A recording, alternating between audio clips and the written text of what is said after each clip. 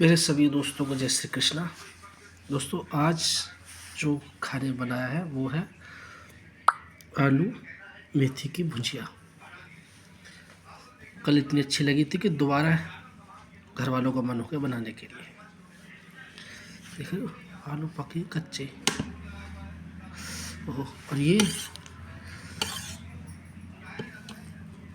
उड़द चने की दाल, चना शायद खो गया कहीं। और ये रोटी जिससे जल्दी ठंडी ना हो इसलिए अखबार लपेट कर रखी गई है।